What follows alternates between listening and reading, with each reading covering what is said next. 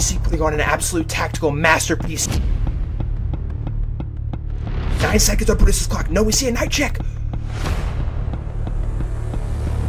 Does DangyBC have a checkmate right here? Oh no! And now Brutus looks like he has a checkmating threat. It appears to be going wrong for DangyBC. Drama in the 4-stripe chess tournament.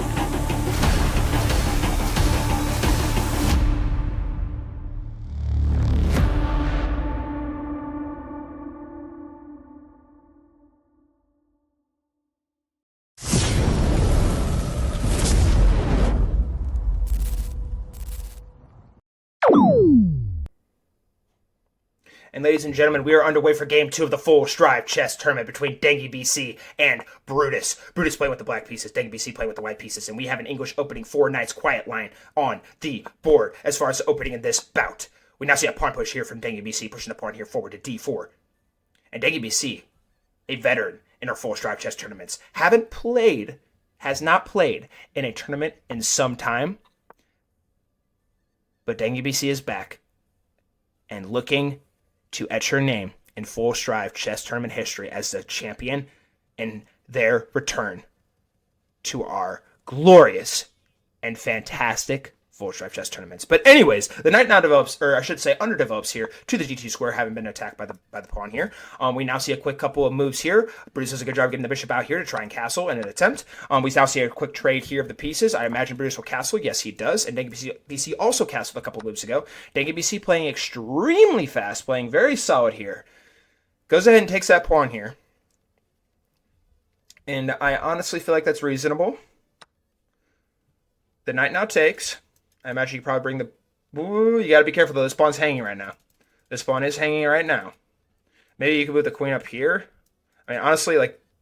Or you could honestly probably even just put... Ooh. Oh, wait, that's bad. That's bad. Wait, that's going to blunder a pawn. That's going to lose a pawn. Oh, my word. Oh, but Brutus misses the free pawn. Brutus misses a free pawn. It was served up with a side of mashed potatoes. And he did not take it. For whatever reason. Bring the knight back here to attack the queen, it would seem. Now, DangyBC brings the queen all the way back. I imagine you could probably bring the knight out here and just start developing. No. DangyBC pushes the pawn forward. DangyBC doing a very good job with time at the current moment. Now you could probably move the bishop forward. Ooh, I honestly like the vision here now. I like the vision here now. Oh, also, I don't think you could have moved the bishop there initially because the queen would have just taken it. It would have been for free. So don't listen to Full Strive. The bishop now moves forward here to a3, attacking the queen. Queen's forced to slide over. Roger. We see a pawn push here. Knight now slides back.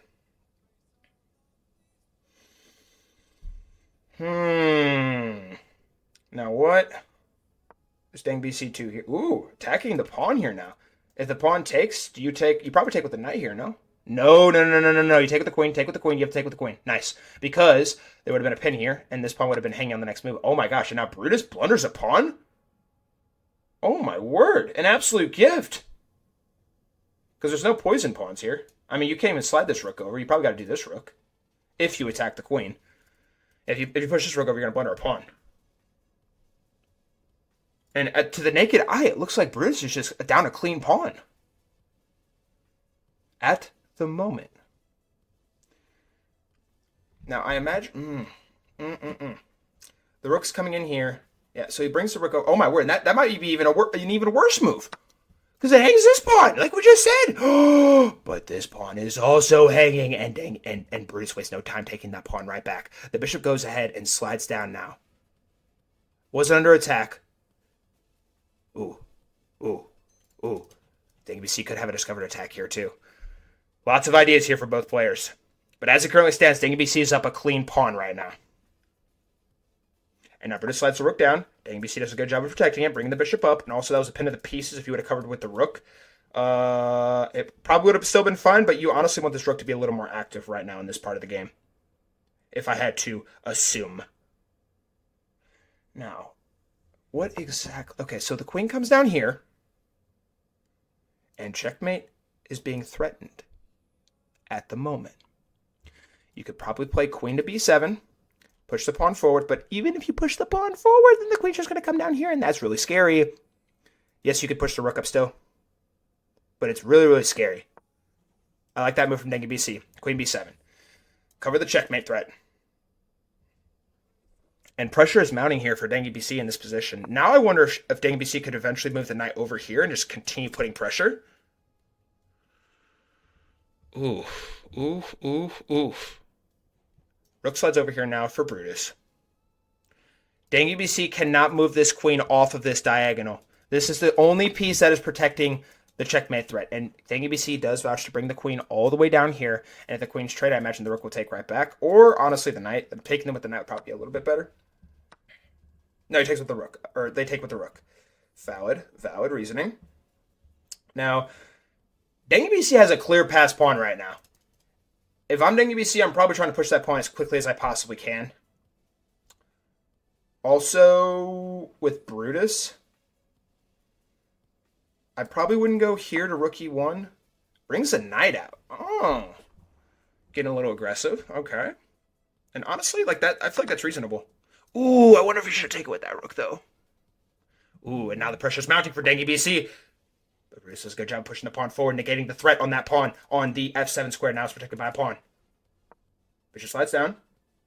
But that hangs a piece. Oh, my word, at Dengi BC. It's a catastrophe. What is Dengi BC thinking? We're even on material now. And it does appear that Brutus is going to win a pawn on the very next move.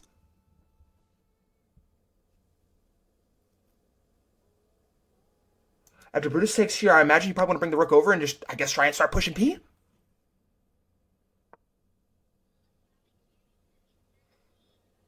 If the rook, yeah, the rook comes over, then you take this pawn.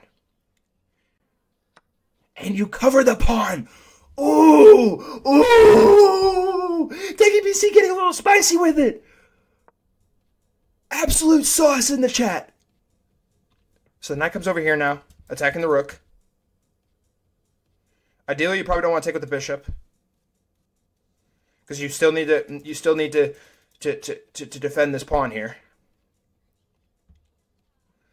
And after the rook, you probably got to go. You probably got to go rook rook f5. Knight's gonna come over here, and then maybe you bring the rook over here after that.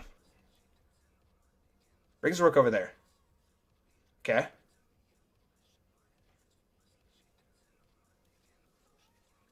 Bishop is doing a good job of covering, and also Brutus is now officially in the red. He got down to 19 seconds, and he played his move fast and got two seconds of bonus time. And now the rook's come over. And now this pawn is completely covered by all the pieces. But now the rook comes down with check. Check again. Check again. You cannot block with the rook. Do not block with the rook. You will hang this pawn. This pawn will be hanging. Nice. Good calculation from Dengi BC. And now the king is protected. Rook now slides up. Now how do you formulate an attack here in this spot? Brutus with 18 seconds on his clock, slides the king forward here to f7. The rook now slides over here for Dengi BC to c5. The knight now comes in here to attack the rook. Oh my gosh, oh my gosh, oh my gosh. And there's a discovered attack, but Brutus does a good job of spotting that attack. Bishop now slides down. Knight slides over. Do you push the pawn? No. No, you cannot push the pawn there. Because then the rook comes down with check. And then you're cooked. Rook comes up. Dengi BC putting on an absolute tactical masterpiece in this one right now. Brutus, with 11 seconds on his clock, brings the rook down to a3. This is coming down to the wire, ladies and gentlemen. King now slides down. I imagine we'll get another rook check. 9 seconds on Brutus's clock. No, we see a knight check. And a quick take. Now you bring the rook over. No, you take the pawn. Does Dengi BC have a checkmate right here? Oh no! And now Brutus looks like he has a checkmating threat! Drama in the full-shot chess tournament! It appears to be going wrong for Dengi BC! Yes, he's up a pawn! But a good spot from Dengi BC negates the threat. And now we're in a drawn position as it currently looks. Oh my word! But Brutus with 15 seconds on his clock. King slides over to f2. Rook jumps up. King to f3. King slides up. We see a rook check. If we see a takes, we might be heading to a draw. Brutus is the only one with winning opportunities.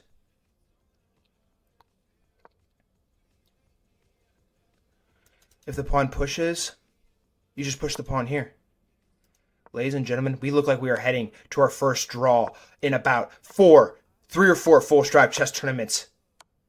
A pawn push here, and a draw is on the board, and we were unable to decide a winner in this bout, and we are going to a 2-minute bullet tiebreaker to decide a winner to move on to the second round. 2 valiant efforts from both of these players. And we are underway for the 2-minute bullet tiebreaker between Dangy BC and Brutus. These two very strong players could not decide a winner in their first bout. And so we are on to the tiebreaker, where you get no bonus time, and you must move fast, or else the clock will be your enemy. We have an Alpine Sicilian defense on the board. A very strong opening from these two very well informed players. We see a quick exchange of the pieces. We see bishop to c4 now played on move 9 of this game. And who is going to win this match? These two players are very, very, very strong. But we need to crown somebody to move on to the next round. But it can only be one. Both kings go ahead and castle. Dangy BC is a little bit lower on the clock than Brutus right now at 136. And Brutus 135, they're moving too fast. I'm not even going to keep up with that. But you don't get any bonus time. Every second counts in this format. You cannot blink, or you might miss a very important move. The queen now slides up here for Brutus. Rook slides over here to e8. Queen slides over to f3. Pawn pushes forward now. The attack is mounting. And honestly, I mean, obviously got to move this knight here, but I think Brutus should go ahead and try and start getting pieces into the game after the knight moves. Where does the knight move, though? Brutus's clock continues to dwindle. He is now much lower on the clock than... Oh, my God. Oh, no. And it is brutal. Brutal. For Dangy BC. This knight's going to fall off the board. Rook slides over, but the queen's going to take this piece. And Brutus looks like he's in the driver's seat. After rook f8. This is a free piece, and Brutus wastes no time taking it for free. And with this move, more pieces are going to fall off the board. And Dangy BC, it's not looking too good. An ice skater threat is possible, but Brutus completely negates that very quickly. Pushing the pawn forward, the bishop now slides back to the c6 square, and both players are moving extremely fast. Dangy BC is looking to possibly win on time. I do believe that might be their only opportunity to win this game. A pawn push here now from Brutus. You got to get your king active now, Dangy BC. And that's what they do. And the bishop comes down here, protecting everything. Well played here. Oh my word, and Brutus is playing so incredibly fast. There's not much Dangy BC can do. King slides up now. Rook check on the board. King slides up. Oh my word, you gotta be careful. Good job from Brutus. This could have been a checkmate threat here. Ooh, and Dangy BC coming in with a check of her, or of their own. Now the rook has to move. The rook's gonna have to move now. Rook comes over. I guess both players are coming down to the wire here. Ladies and gentlemen, may look like Brutus is up in material as it currently stands right now, but this is anybody's game. This is a bullet match, and you don't get any bonus time. And now Dangy BC is in the red with 20 seconds on their clock, and now Brutus is in the red with 20 seconds on their clock. This is crazy work. Pawn pushes. The rook is forced to trade.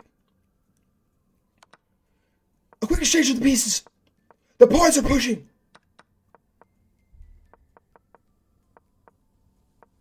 The kings are moving so incredibly fast right now. Oh my word, oh my word. How does the king get in? How do you get the king in? The king gets in though. The only shot Brutus has of winning this game is to get the pawn all the way down the board. And the bishop check. King slides up. Check. Boxing smart. King's coming over. And BC pulls it off. Brutus runs out of time. And for the second time in full strike chess tournament history, we are going to a third bullet tiebreaker. Unprecedented. Unbelievable. WBC escapes by some miracle. Oh my God.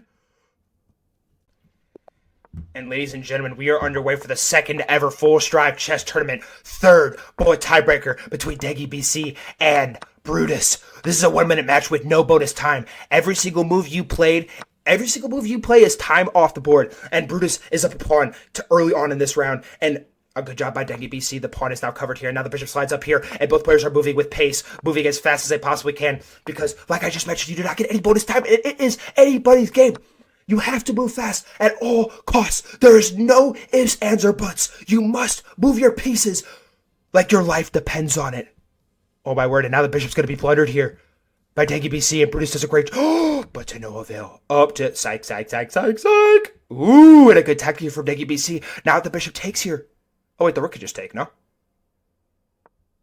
Ooh. You gotta sack the rook. Do you? Actually, no. Take the bishop. WBC has to take the bishop. No. And now WBC is down an arm and a leg. And Brutus looks like he's not going to be denied. But remember, the clock continues to dwindle. Every second is a second lost. A trade of the pieces. Rook slides over to attack the bishop. The bishop slides up. And WBC takes the pawn. And now WBC with 18 seconds on their clock. Brutus with 90 seconds on his clock. WBC needs to keep pieces on the board. WBC at all costs needs to keep pieces on the board to try and force a draw here. Or win on time. That's their only chance. The only chance they have. But now the knight gets blundered. And now Brutus is pushing the pieces. And a queen check. And a queen's on the board for Brutus. Check is granted again. Check.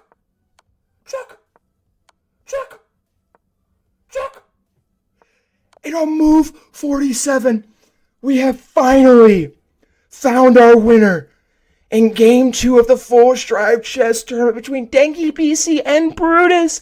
An absolute clash of titans between these two, but Brutus proves superior in this one. Everybody in the chat wish these two very strong chess players a good game.